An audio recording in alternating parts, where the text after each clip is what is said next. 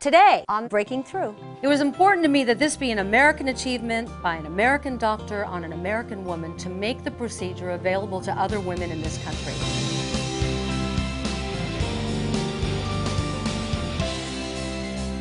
Hello and welcome to Breaking Through.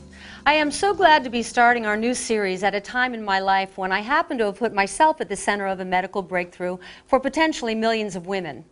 As many of you know, I was diagnosed with breast cancer in 2001. I refused chemotherapy and I also refused to take the aftercare drugs, but I had done my homework and I spent a lot of time researching. I also refused to give up my bioidentical hormones. I did, although, undergo radiation and I had a radical lumpectomy. Like many women, my reconstruction choices were limited, almost as limited as the treatment choices. But for the last 3 years, I've been researching a method for regrowing my breast by using my own stem cells.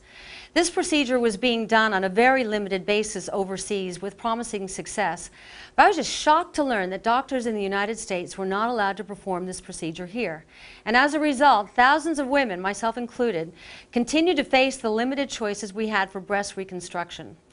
And sadly, those choices seem, to many, like no choice at all. Take a look at a video shared with us by Thomasine Tramer. Her frustration with reconstruction is truly heartbreaking. And in December of 2007, I was diagnosed with HER2 positive breast cancer. I did 6 rounds of chemotherapy, 6.5 weeks of radiation. I've had 8 surgeries in 3 years, and my doctors now want to give me another surgery. The doctors right now are all gung-ho on, hey, doesn't that breast look great? It looks so awesome. Aren't you excited with the way it looks?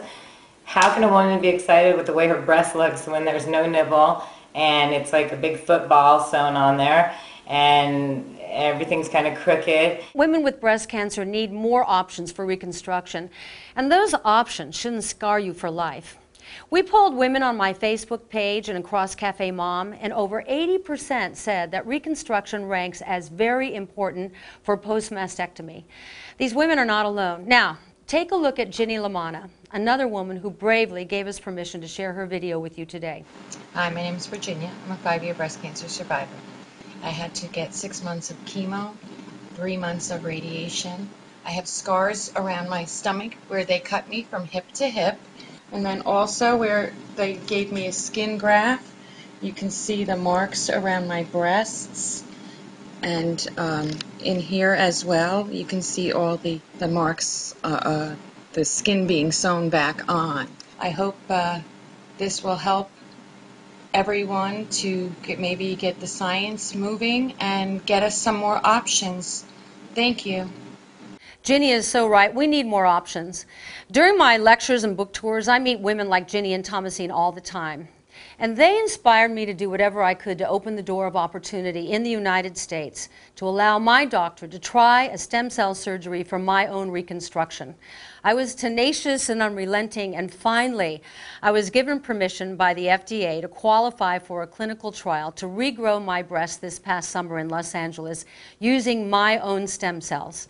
It was important to me that this be an American achievement by an American doctor on an American woman to make the procedure available to other women in this country. Now, this video is graphic and for adult eyes only, so let's roll the tape. See, right here, they've already removed the fat from my stomach. They whip it up, this is layman's speak, in a centrifuge, and it comes out like a mousse.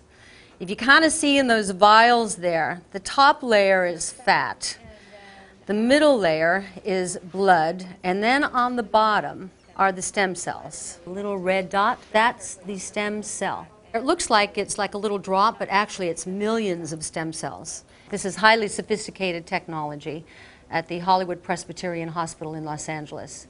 What they're going to do now is take those stem cells from all these vials, clean them, and convene and converge together all of the strongest stem cells, whipping it up again in this centrifuge kind of thing, and then they will take my stem cells, which have been cleaned, with only the strong ones that have been kept for use. See right there? Isn't that amazing? And they're going to take those stem cells and put them back into the fat that they took from my stomach, for lack of a better term. He uses a sophisticated instrument that I call a turkey baster. and they're going to inject that fat and those stem cells into my breast until it becomes the size of the other one. This is that famous turkey baster I'm telling you about. Now here's the tough part. I know this is hard to watch, but I had no breasts there.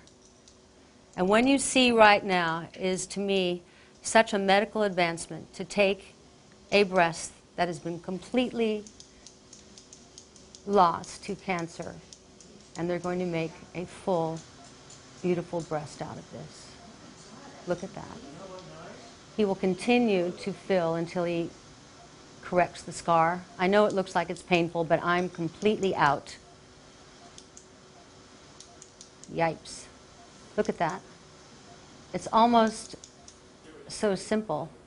You wonder why they weren't doing this before. In the end, he filled in the scar and was able to turn it into a beautiful breast. That's me, no makeup, with my family. That's Dr. Aronowitz at Hollywood Presbyterian Hospital. He's checking it out. Smooth as silk, okay? You owe me a little kiss. You feel up kissing? I was very grateful to him. This is the first time he has ever done it, and this is when I am seeing it. I have a breast. Oh. For the first time.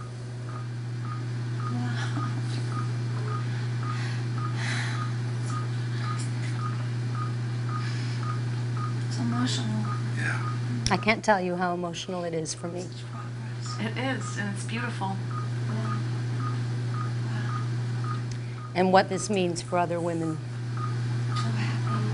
This really should be the first option. Is that one or two? You can imagine how I felt having had nothing there for so long. The future, it's very emotional. The future of stem cells holds medical miracles we can't even imagine. My procedure is just the tip of the iceberg, but more importantly, it's a new option, and I think it should be the first option for women with breast reconstruction. In future episodes, we'll be talking more about stem cells and how you can take advantage of this evolving science. So send me your questions and comments, and we'll address them in future shows. Thanks for watching.